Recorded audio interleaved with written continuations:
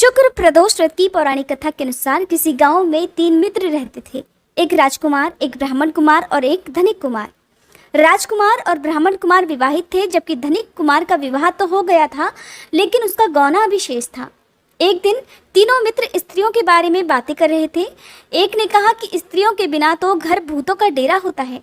धनिक कुमार ने ये बातें सुनी तो उसे बात चुभ गई और उसने तुरंत गौना कराकर अपनी पत्नी को घर लाने का फैसला किया। उसने गौना कराने के लिए अपने माता पिता से कहा तो माता पिता कहने लगे कि बेटा, अभी शुक्रदेव अस्त है, शुक्रदेव डूबे हुए हैं, ऐसे में गौना कराना शुभ नहीं होगा। लेकिन वह नहीं माना और ससुराल पहुंच गया। वहां पर भी लोगों ने इसे समझाने का प्रयास किया, लेकिन वह जिद पर अड़ा रहा। उसकी जिद देखकर कन्या के माता पिता ने अपनी पुत्री के साथ उसे विदा कर दिया। जैसे ही वे बैलगाड़ी पर सवार होकर नगर से बाहर निकले कि वैसे ही बैलगाड़ी का एक पहिया टूट गया और बैल की भी एक टांग टूट गई। बैलगाड़ी से गिरने पर धनिक कुमार और उसकी पत्नी को भी चोट आई, लेकिन वे किसी प्रकार चलते रहे।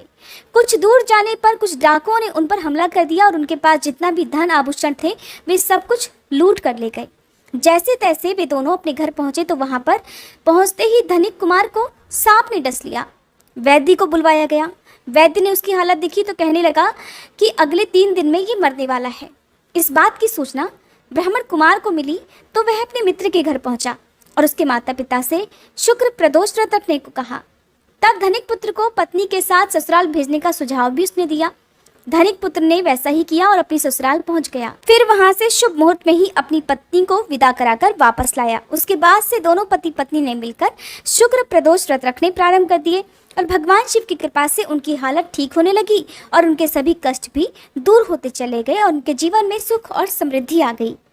इस प्रकार शुक्र प्रदोष व्रत के दिन जो भी भक्त प्रदोष व्रत रखता है और इस कथा को पढ़ता या सुनता है, भोलेनाथ उनके सभी दुख दूर करते हैं, उनका जीवन खुशहाल होता है, उन्हें सुख और सौभाग्य की प्राप्ति होती है। प्रेम से बोलिए भोले शंकर भगवान की जय।